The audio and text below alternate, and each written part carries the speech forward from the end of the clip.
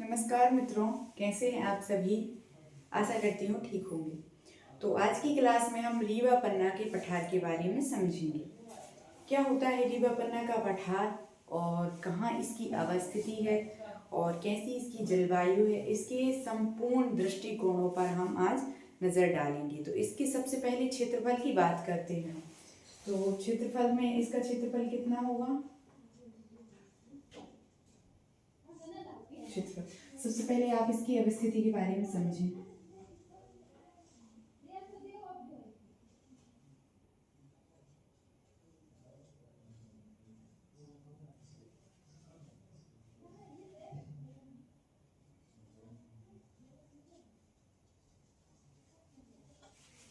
आप ये समझें कि ये जो क्षेत्र है ये रीवा पन्ना के पठार के अंतर्गत हमें देखने को मिलता है। इतना क्षेत्र आप देखेंगे तो ये जो क्षेत्र है वो हमें रीवा पन्ना के पठार के क्षेत्र के अंतर्गत देखने को मिलता है। तो ये जो क्षेत्र है ये क्षेत्र इसकी अवस्थिति है रीवा पन्ना का पठार। तो इसके क्षेत्रफल के बारे में बात करते हैं तो इसका क्षेत्रफल 31,955 वर्ग किलोमीटर है।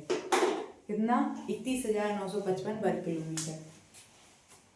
31,955 वर्ग किलोमीटर इसका क्षेत्रफल है। फिर बात करते हैं इसकी स्थिति के बारे में। ये इसकी स्थिति क्या है? तो आप यहाँ देखेंगे कि यहाँ पन्ना रीवा जिले हमें देखने को मिलते हैं। उसी जिलों के अंतर्गत और आसपास के जितने भी जिले जितनी भी स्थान हैं वो सब रीवा पन्ना के पठार के अंतर्गत हमें देखने को मिलते हैं। तो आप यहाँ से देखिए कि यहाँ से जो यमुना नदी निकलती है तो यमुना के दक्षिण में और फिर यहाँ बघेलखंड का पठार है। तो बघेलखंड का जो पठार है उसके उत्तर में। इतना आप समझें कि इसकी जो स्थिति है वो बघेलखंड का जो पठार है उसके ही अराउंड हमें देखने को मिलती है। तो उसकी स्थिति में क्या लिखेंगे? स्थिति बघेलखंड का पठार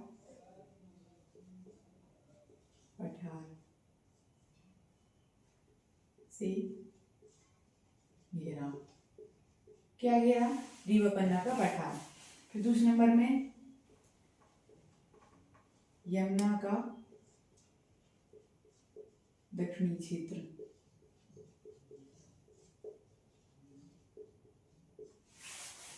फिर इसके बाद बात करते हैं इसकी औसत ऊंचाई की। ये जो रीवा पन्ना का जो पठार हम देखते हैं उस पठार की औसत ऊंचाई क्या है? तो उस पठार की औसत जो ऊंचाई है वो 400 से 600 मीटर के अराउंड हमें देखने को मिलती है।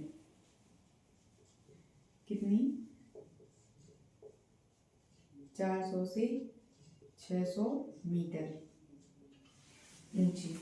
फिर इसके बाद हम बात करते हैं कि इसका जो निर्माण है, जो रीवा पन्ना का पठार है उसका निर्माण किससे हुआ है, किन चट्टानों से मिलकर हुआ है? तो इस क्षेत्र का निर्माण विंध्य शैल समूह के अपरदन के कारण हुआ है। यहाँ बलुआ पत्थर पाए जाते हैं।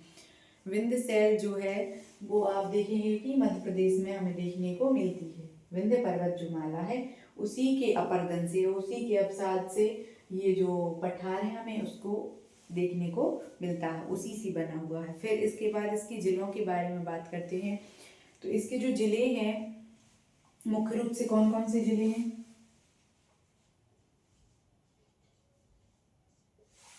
जिलों में कौन कौन से जिले आते हैं?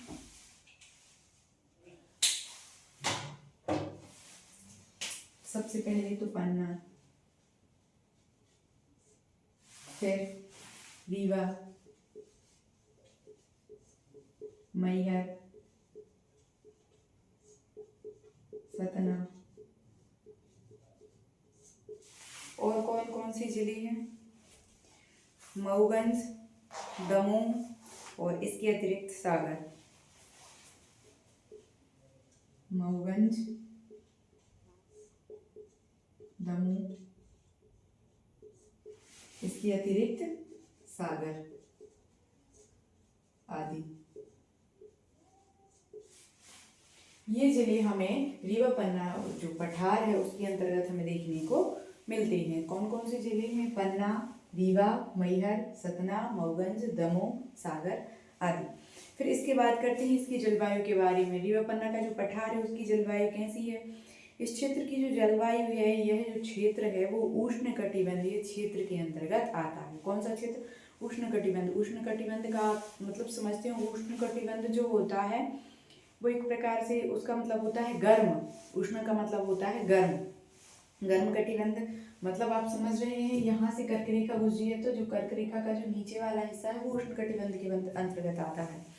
तो इसकी जो जलवायु है वो उष्ण कटिबंध हमें उष्ण कटिबंधीय क्षेत्र के यह अंतर्गत आता है। यहाँ पठारी क्षेत्र होने के कारण ग्रीष्मकाल में साधारण गर्मी, शीतकाल में अधिक सर्दी पड़ती है। ये एक पठारी क्षेत्र है और पठारी क्षेत्र होने के कारण ग्रीष्मकाल में साधारण यहाँ पे गर्मी हमें देखने को मिलती है और शीतकाल में ठंड अधिक देखने को मिलती है। तो इसकी जो जलवायु है वो कैसी है? ये क्षेत्र उष्णकटिबंध के अंतर्गत हमें देखने को मिलता है और गर्मियों के दिनों में सामान्य गर्मी और ठंडों के दिनों में अधिक मात्रा में ठंड हमें देखने को मिलती है। फिर इसकी नदियों के बारे में बात करते हैं तो कैन, टोंस और बीहड़ नदी हमें देखने को मिलती है। नदियाँ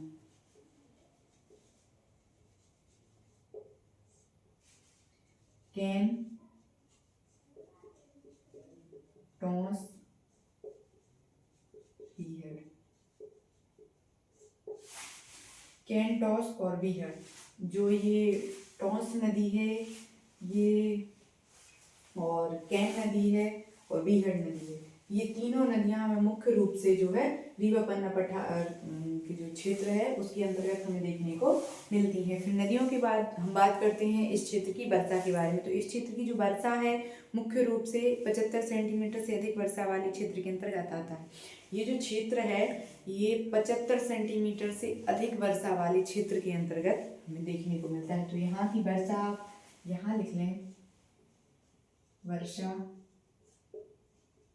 75 सेंटीमीटर से अधिक। फिर इसके बाद बात करते हैं यहाँ की मिट्टी की।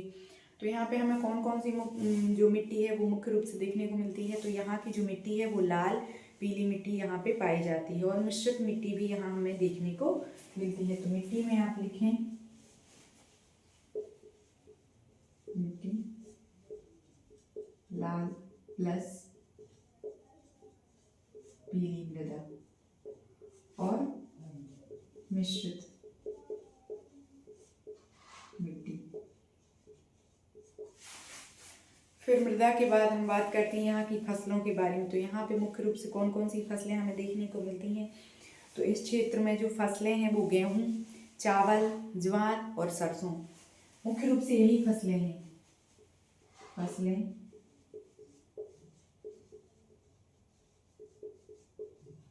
गेहूँ, चावल, ज्वार,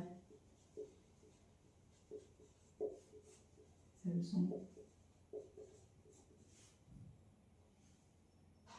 आदि, ये सभी फसलें हमें यहाँ पे मुख्य रूप से देखने को मिलती हैं। फिर इसके बाद हम बात करते हैं यहाँ की वनों के बारे में। तो यहाँ के जो वन हैं उनमें मुख्य रूप से हमें ये जो वन है यहाँ पे उष्णकटिबंधीय पर्णपाती वन हमें देखने को मिलती है। तो मुख्य रूप से बांस, तेंदुपत्ता, खैर, शीशम और पलास।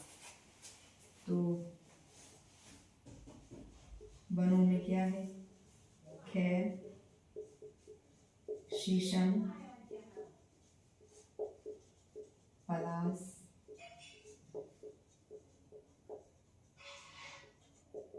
तेंदुपत्ता आदि, ये सब हमें यहाँ पे देखने को मिलते हैं। फिर इसके बाद बात हम करते हैं खनिजों के बारे में कि जो रीवा पन्ना का पठार है उसमें मुख्य रूप से कौन कौन सी खनिज पाए जाती हैं। तो विंध्यशैल समूह का ये क्षेत्र है, इसमें चूना पत्थर, जिप्सम, सिलिका, बालू, हीरा। आप हीरा देखेंगे तो ये जो पन्ना है, पन्ना को हम डायमंड सिटी भी बोलते हैं। तो पन्ना को डायमंड सिटी क्यों बोलते हैं? इसलिए बोलते हैं क्योंकि ये जो क्षेत्र है या जो ये जिला है इसमें सबसे ज़्यादा हमें हीरा देखने को मिलता है। हीरा का खनन सबसे ज़्यादा यहाँ पे होता है और दूसरी बात करते हैं चूना पत्थर की। तो आप देखेंगे इसी क्षेत्र में जो कटनी है, कटनी में चूना की बड़ी बड़ी पहाड़ियाँ हैं जहाँ से चूना का खनन होता है। तो मुख्य रूप से खनिजों में क्या क्या आएगा? चूना, हीरा आदि, ये सभी खनिज पदार्थ हमें यहाँ पे देखने को मिलते हैं। फिर इसके बाद बात करते हैं हम यहाँ के उद्योग धंधे के बारे में। तो जो उद्योग धंधे हैं मुख्य रूप से यहाँ पे सीमेंट उद्योग है, और सीमेंट उद्योग के बाद हम बात करते हैं बीड़ी उद्योग, जो कि एक लघु उद्योग है। बीड़ी उद्योग के बाद कत्था उद्योग, चीनी उद्योग और चीनी उद्योग नहीं, चीनी मिट्टी उद्योग, चीनी मिट्टी के बर्तन बनाए जाते हैं। तो उद्योगों के बारे में बात करते हैं।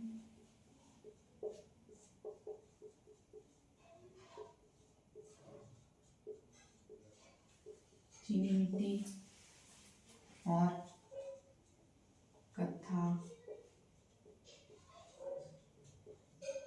सीमेंट, और चीनी मिट्टी, कत्था, सीमेंट और इसके बाद जो है चूना पत्थर।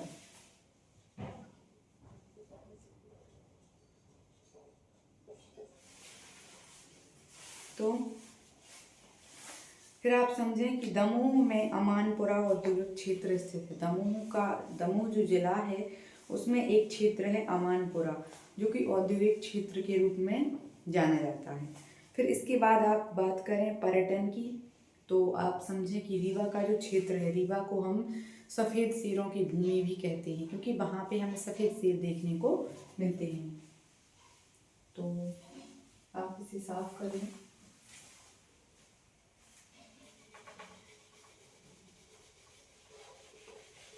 साथ साथ में आप ये लिखते भी जाएं ताकि आपको नोट्स बनाने में आसानी हो।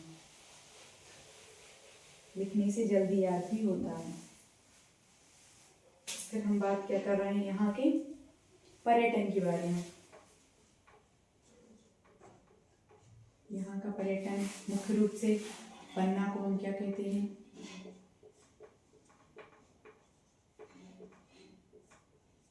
सफेद शेरों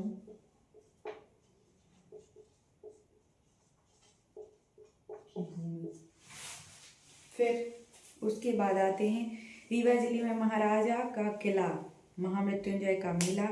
आप देखेंगे कि जो रीवा जो क्षेत्र है आप उसमें देखेंगे कि एक तो महाराजा का किला, और दूसरे नंबर पे आता है कि ये जो फरवरी में हमें महाशिवरात्रि का पर्व देखने को मिलता है। तो महाशिवरात्रि के पर्व पे वहाँ पे उस स्थान पे महामृत्युंजय मेला लगता है, जो कि बहुत सारे लोग विभिन्न क्षेत्रों से उसे देखने जाते हैं। तो ये भी एक पर्यटन का ही स्थल है। तो महाराजा का किला और महामृत्युंजय का मेला, और मऊगंज जिले में मध्य प्रदेश का सबसे बड़ा जलप्रपात बहुटी स्थित है। मऊगंज, ये मोस्ट इम्पोर्टेंट है।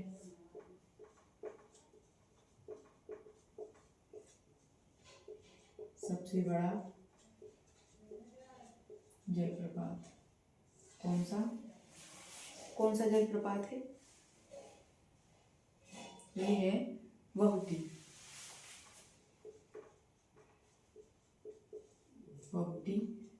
जलप्रपात। मेला भी याद रखें आप, महामृत्युंजय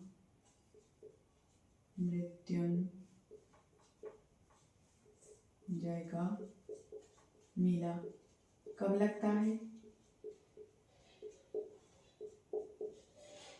महाशिवरात्रि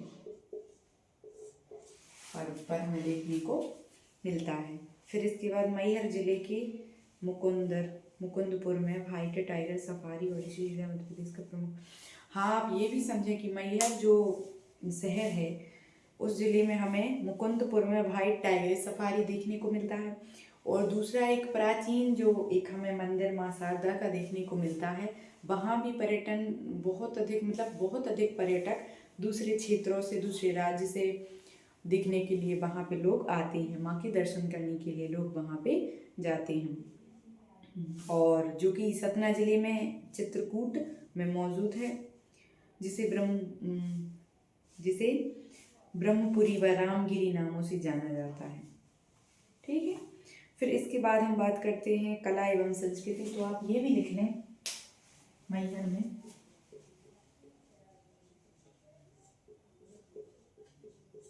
माँ शारदा का मंदिर। पहले ये सतना जिले में हुआ करता था, लेकिन जब से मैहर जिला बना है तो इसी के अंदर ये आता है। फिर इसकी बात करते हैं हम कला एवं संस्कृति के बारे में। तो जो मध्य प्रदेश का जो रीवा पन्ना का पठार है, उस क्षेत्र की जो कला और संस्कृति है वो कैसी है? इस क्षेत्र में मुख्य रूप से कौन सी बोली बोली जाती है? बघेली। आप लिखें कला संस्कृति। सबसे पहले नंबर पे लिखें बोली,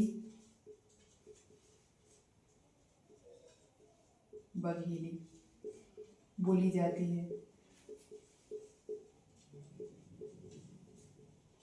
कौन सी बोली? बघेली बोली यहाँ पे मुख्य रूप से हमें देखने को मिलती है, लोग बोलते हैं। फिर इसके बाद यहाँ के जो लोकगीत हैं वो वसुदेवा, बिरहा, विदेशिया, ये मोस्ट इम्पोर्टेंट हैं और अधिकांशतः यही क्वेश्चन में आते हैं। तो कौन कौन से लोकगीत हैं?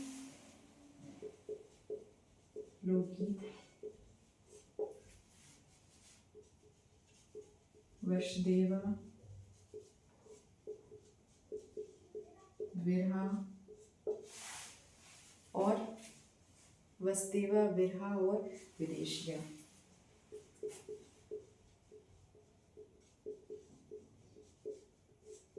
हाँ, ये सब लोकगीत हमें वहाँ पे देखने को मिलते हैं। फिर इस क्षेत्र का जो प्रमुख लोक नृत्य है वो कौन कौन सा है?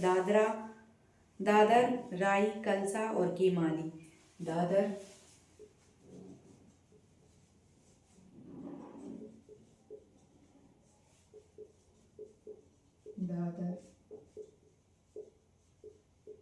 कलसा, केमाली, राई आदि, ये सभी हमें इस क्षेत्र में देखने को मिलती है। फिर इसके बाद हम बात करते हैं पन्ना जिला। पन्ना जिले में आप देखेंगे कि हीरा तो निकलता ही है, डायमंड सिटी उसे हम बोलते हैं, लेकिन जो पन्ना जिला है उसमें एक मुख्य मेला लगता है, उस मेले का नाम है बलदाऊ जी का मेला।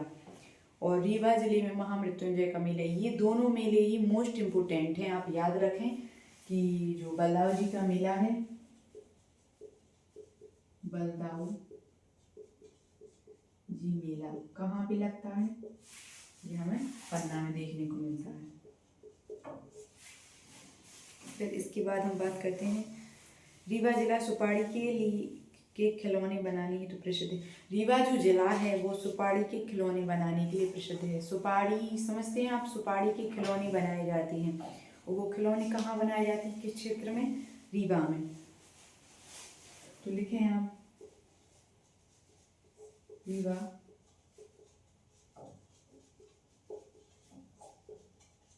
सुपारी के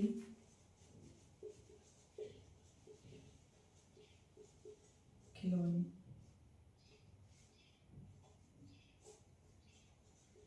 बनाए जाते हैं। तो आप समझे कि आज हमने क्या क्या पढ़ा। आज हमने सबसे पहले रीवा पन्ना के पठार के क्षेत्र के बारे में समझा। रीवा पन्ना का जो पठार है वो उसकी अवस्थिति क्या है, उसकी भौगोलिक स्थिति क्या है। फिर उसके बाद हमने बात की उसके क्षेत्रफल के बारे में। क्षेत्रफल के बाद हम उसके जिलों के बारे में समझे। तो उसमें मुख्य रूप से सागर जिला, रीवा, पन्ना, दमोह और ये सतना, मैहर, ये सभी जिले हमें इसके अंतर्गत देखने को मिले। फिर उसके बाद नदियों के बारे में तो कैंट, टॉस और बीहड़ नदी हमें यहाँ पे देखने को मिली। और फिर उसके बाद हमने यहाँ के वनों के बारे में बात करी। तो खैर, शीशम, तेंदुपत्ता आदि जो वन हैं, यहाँ की जलवायु उष्ण है और यहाँ की जो फसल है वो ज्वार है मुख्य रूप से, और सरसों है और गेहूँ है। ये सब फसलें हमें देखने को मिली। यहाँ की जो मिट्टी है, मिट्टी मुख्य रूप से लाल मिट्टी और जो है पीली मिट्टी पाई जाती है, और मिश्रित मिट्टी भी हमें इस स्थान में देखने को मिलती है। फिर इसके पर्यटन के बारे में, सफ़ेद सिरों की भूमि पन्ना को कहा जाता है। मऊगंज में सबसे बड़ा जलप्रपात है, ये मध्य प्रदेश का सबसे बड़ा जलप्रपात है, बहुटी जलप्रपात। फिर महामृत्युंजय का मेला महाशिवरात्रि के पर्व पर लगता है, और कहाँ लगता है आप ये भी याद रखें, रीवा में, और ये मोस्ट इम्पोर्टेंट है। फिर मैहर माँ शारदा का मंदिर है। कला और संस्कृति में बोली, यहाँ पे कौन सी बोली जाती है, बघेली, बघेली बोली बोली जाती है। फिर लोकगीत बसदेवा बिरहा विदेशी, ये लोकगीत लोक नृत्य और मेला, ये सब बहुत मोस्ट इम्पोर्टेंट है। ठीक है, तो यहाँ पे बोली जो है बघेली बोली जाती है, लोकगीत बसदेवा बिरहा विदेशिया, लोक नृत्य दादर, कलसा, कैमाली, राई, बल्लाऊ जी का मेला पन्ना में लगता है, और रीवा में सुपारी के खिलौने बनाए जाते हैं। आज के लिए इतना ही। यदि आपको हमारी जानकारी अच्छी लगी हो तो आप हमारे चैनल को लाइक, कमेंट और सब्सक्राइब अवश्य करें। धन्यवाद।